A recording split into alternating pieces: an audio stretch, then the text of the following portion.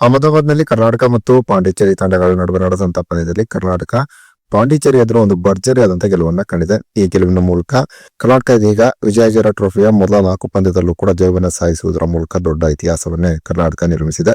ಹಾಗಾದ್ರೆ ಕರ್ನಾಟಕ ಮತ್ತು ಪಾಂಡಿಚೇರಿ ತಂಡಗಳ ನಡುವೆ ನಡೆದಂತಹ ಈ ರೋಚಕ ಪಂದ್ಯ ಹೇಗಿತ್ತು ಎಂಬುದರ ಕಂಪ್ಲೀಟ್ ಡೀಟೇಲ್ಸ್ ಅನ್ನ ಈ ವಿಡಿಯೋದಲ್ಲಿ ನಾವು ನಿಮ್ಮ ಜೊತೆ ಶೇರ್ ಮಾಡಲಿದ್ದೇವೆ. ಈ ಸುದ್ದಿಯ ಡೀಟೇಲ್ಸ್ ಅನ್ನ ಕೊಡುವುದಕ್ಕಿಂತ ಮುಂಚೆ ನೀವು ಟೀಮ್ ಇಂಡಿಯಾದ ಅಭಿಮಾನಿಗಳಾಗಿದ್ದಲ್ಲಿ ಈ ವಿಡಿಯೋಕ್ಕೊಂದು ಲೈಕ್ ಮಾಡಿ. ಹಾಗೆ ಟೀಮ್ ಇಂಡಿಯಾ ಜನವರಿ 11ರಿಂದ ನ್ಯೂಜಿಲೆಂಡ್ ಎದುರು ಆರಂಭಗೊಳ್ಳಲಿರುವ ಏಕದಿನ ಸರಣಿಯನ್ನ ಗೆದ್ದುಕೊಳ್ಳುತ್ತದೆ ಅಂತ ನಿಮ್ಗೆ ಅನ್ಸುತ್ತದೆಯೋ ಅಥವಾ ಇಲ್ಲವೋ ಎಂಬ ನಿಮ್ಮ ಅನಿಸಿಕೆಯನ್ನ ತಪ್ಪದೇ ಕಮೆಂಟ್ ಬಾಕ್ಸ್ ಅಲ್ಲಿ ತಿಳಿಸಿ ಕೂಡ.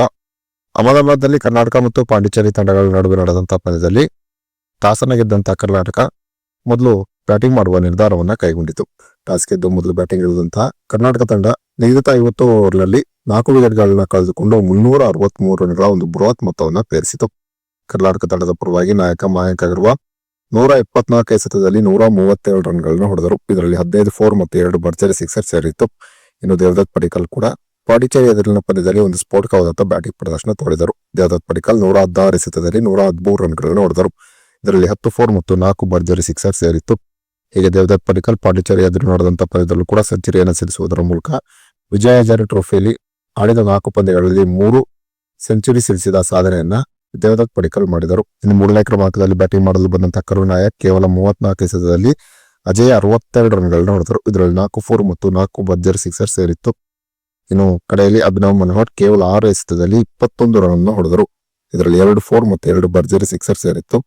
ಹೀಗೆ ಕರ್ನಾಟಕದ ಬ್ಯಾಟ್ಸ್ಮನ್ಗಳು ಪಾಂಡಿಚೇರಿ ಎದುರು ಒಂದು ಆರ್ಭಟದ ಬ್ಯಾಟಿಂಗ್ ಪ್ರದರ್ಶನವನ್ನ ತೋರುವುದರ ಮೂಲಕ ಪಾಂಡಿಚೇರಿ ಎದುರು ಕರ್ನಾಟಕ ಒಂದು ಬೃಹತ್ ಮೊತ್ತವನ್ನ ಕಲೆ ಹಾಕಲು ಕಾರಣಕರ್ತರಾದರು. ಇನ್ನು ಗೆಲುವಿಗಾಗಿ 364 ರನ್ಗಳ ಒಂದು ಬೃಹತ್ ಗುರಿಯನ್ನು ಪಡೆದಂತ ಪಾಂಡಿಚೇರಿ ತಂಡ ಒಂದು ಉತ್ತಮವಾದ ಆರಂಭವನ್ನು ಪಡೆದಿತ್ತು ನಿಜ. ಆದರೆ ಅನಂತರ ಕರ್ನಾಟಕದ ಒಂದು ದಿಟ್ಟ ಬೌಲಿಂಗ್ ದಾಳಿಗೆ 296 ರನ್ಗಳಿಗೆ ಪಾಂಡಿಚೇರಿ ಆಲ್ಔಟ್ ಆಗಿ ಹೋಯಿತು. ಪಾಂಡಿಚೇರಿ ತಂಡದ ಪರವಾಗಿ ಜಯಂತ್ ಯಾದವ್ 54 ರನ್ಗಳನ್ನ ಹೊಡೆದರೆ ನೇಯಾನ್ 68 ರನ್ಗಳನ್ನ ಹೊಡೆದರು. ಇನ್ನು ಕರ್ನಾಟಕ ತಂಡದ ಪರವಾಗಿ ಮನ್ವಂತ್ ಕುಮಾರ್ 3 ವಿಕೆಟ್ಗಳನ್ನ ಪಡೆದುಕೊಂಡರೆ ವಿದ್ವತ್ ಕಾವೇರಪ್ಪ 2 ವಿಕೆಟ್ ಅನ್ನ ಪಡೆದುಕೊಂಡರು. ಹೀಗೆ ಕರ್ನಾಟಕ ಪಾಂಡಿಚೇರಿ ಎದುರು ನಡೆದಂತಹ ಪಂದ್ಯದಲ್ಲಿ ಎಲ್ಲಾ ಭಾಗದಲ್ಲೂ ಒಂದು ಭರ್ಜರಿ ಪ್ರದರ್ಶನ ತೋರುವುದರ ಮೂಲಕ ವಿಜಯ ಹಜಾರೆ ಟ್ರೋಫಿಯಲ್ಲಿ ಸತತ 4ನೇ ಗೆಲುವಿನ ಸಾಧನೆಯನ್ನ ಕರ್ನಾಟಕ ಮಾಡಿದೆ. ಇನ್ನು ಕರ್ನಾಟಕ ತಂಡ ವಿಜಯ ಹಜಾರೆ ಟ್ರೋಫಿಯಲ್ಲಿ ತೋರುತ್ತಿರುವಂತಹ ಒಂದು ಭರ್ಜರಿ ಪ್ರದರ್ಶನದ ಬಗ್ಗೆ ನಿಮ್ಮ ಅನಿಸಿಕೆ ಅಭಿಪ್ರಾಯವನ್ನ ತಪ್ಪದೇ ಕಮೆಂಟ್ ಬಾಕ್ಸ್ ಅಲ್ಲಿ ತಿಳಿಸಿ.